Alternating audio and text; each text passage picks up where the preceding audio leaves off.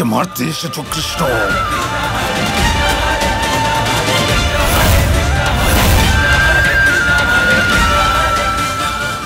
এই কি কানাই, আমাদের মামাশ্রী তো তোমার ছায়া দেখেই ভয় পেয়ে গেলেন, আর ভয় পেয়ে কিভাবে কাঁপছেন দেখো।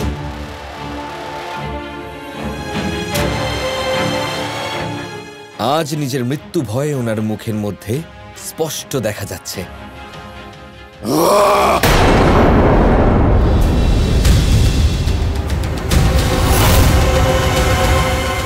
নিজের কালকে নিজের সামনে দেখে কেমন আতঙ্কিত লাগছে আমাদের মামাশ্রীকে। যা অত্যন্ত জরুরি দাদা, যে মামাশ্রী নির্দোষ বর্ষণাবাসীদের শিরচ্ছেদ করতে যাচ্ছিলেন, ওনাকেও মনে করানো দরকার যে উনিও নশ্বর।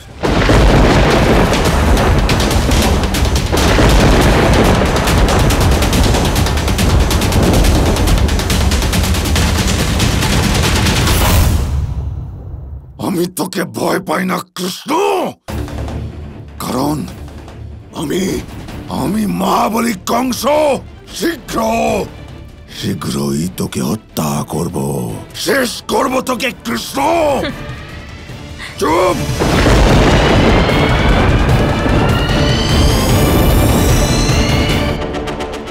খুব হাসি পাচ্ছে তোমাদের দুজনের। যখন কারোর মৃত্যু কাছে চলে আসে তখন সেই মানুষ তার জমকে দেখতে পায়। তুমি আমার পুত্রকে দেখতে পাচ্ছ, অর্থাৎ তোমার বিনাশ নিকটে চলে এসেছে।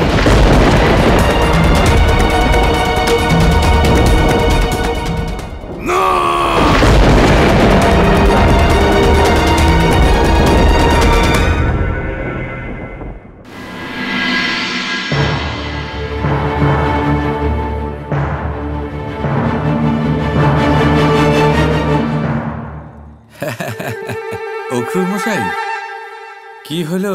আজ মহারাজ কংস কারোর শিরচ্ছেদ করে পাঠাবেন বলেছিলেন, কি হলো? হ্যাঁ অক্রূর মশাই, এসব কি? কেমন আপনাদের এই মহারাজ কংস? আপনি তো বলেছিলেন কাটা মাথা নিয়ে আসবে, আপনি নিজে কেন মাথা নিচু করে আছেন?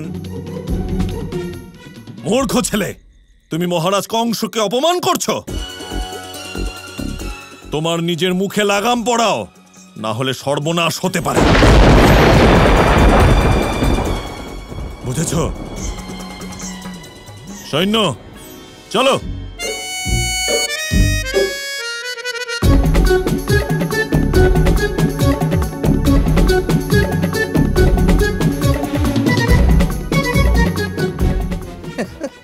বলরাম, এসব তুই কি করছিস?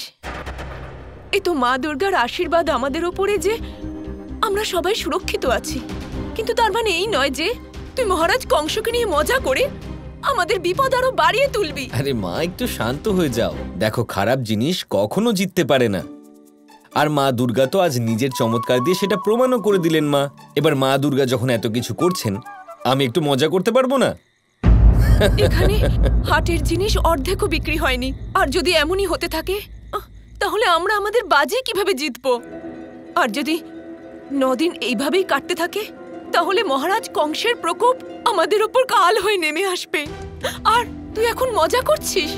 মা দুর্গা সবসময় তো আমাদের সাহায্য করবেন না, আমাদের নিজেদেরকেও তো কিছু করতে হবে নাকি?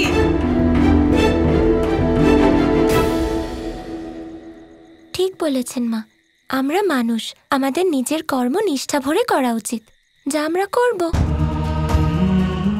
আর আমার পূর্ণ বিশ্বাস যে দরকার পড়লে কিছু চমৎকার নিশ্চয়ই হবে, তাই না কৃষ্ণ? এবার তুমি বলছো, তাহলে অবশ্যই হবে। চলুন মা, রাতের খাবার খেয়ে একটু বিশ্রাম করে নেবেন, কালকের চিন্তা কালকের ওপরে ছেড়ে দিন। এই অবস্থায় তো আমার গলা দিয়ে একটা কণাও নামবে না, খাবার কি করে খাবো? হ্যাঁ রাধা, চিন্তার জন্য আমার তো খিদেই নেই। এরকম বিপদের সময় আমরা কি করে ভোজন করতে পারি? আমি কিছু খেতে চাই না এখন। মা শুনুন তো। কানাই, মা তো প্রচন্ড বেশি চিন্তা করছে, আর এত চিন্তা করলে তো মা কিছু খাবেই না। উনি না খেলে তো কোনো মহিলাই কিছু খাবে না, আর অন্য মহিলারা না খেলে রাধাও কিছু খাবে না। কানাই, না না দাদা, চিন্তা মা নয়, আপনি করছেন। রাধা অবশ্যই খাবে, মাও খাবে, আর বর্ষণার সমস্ত মহিলা ভর পেটে ভালোভাবে ঘুমোবে, দেখে নেবেন। আর সেটা কিভাবে? আমি আছি তো।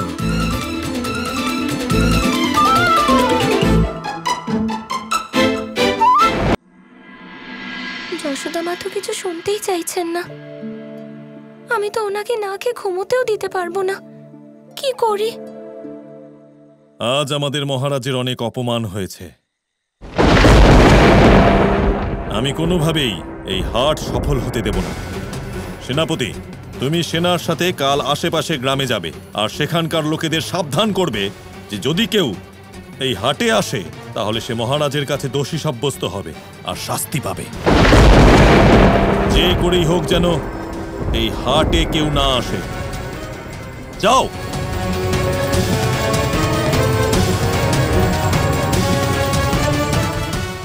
কি অক্রুর মশাই তো নিয়মের উল্লঙ্ঘন করছেন। আমায় এক্ষুনি কৃষ্ণকে জানাতে হবে।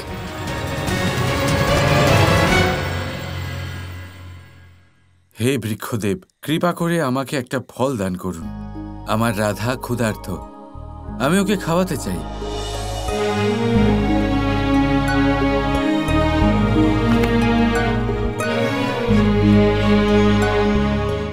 ধন্যবাদ। কি হয়েছে? একে কৃষ্ণ, বৃক্ষ তো তোমায় সত্যি ফল দান করলো। হ্যাঁ, তো তুমি জানো না যে গাছেরও প্রাণ থাকে? জানি, কিন্তু আজ অব্দি তো আমি শুধু গাছ থেকে পেড়ে ফল খেয়েছি, কখনো চেয়ে দেখিনি। আমি জানতাম না যে গাছের কাছে চাইলেও ফল পাওয়া যায়। এ আর এমন কি, মনে ভালোবাসা নিয়ে চাইলে জগতে সবকিছুই পাওয়া যায় রাধা। আচ্ছা কৃষ্ণ, শোনো না, আমি দেখলাম যে অক্রুর মশাই আশেপাশে সব গ্রামে সেনা পাঠিয়েছেন, যাতে অন্য গ্রামবাসীরা আমাদের হাটে না আসতে পারে। কালকের চিন্তা কালকের জন্য ছেড়ে দাও রাধা। এখন তোমার খিদে পেয়েছে, তাই না? খেয়ে নাও, খেয়ে নাও, এই ফল খেয়ে নাও। কিন্তু কৃষ্ণ, ওখানে যশোদা মা আর অন্য সব মহিলারা চিন্তার জন্য কিছুই খেতে চাইছে না, আর তুমি আমায় বলছো যে আমি খেয়ে নি। আমি এই ফল কিভাবে খাবো কৃষ্ণ? তুমি প্রকৃতি রাধা, তুমি খেলে সকলের পেট ভরে যাবে।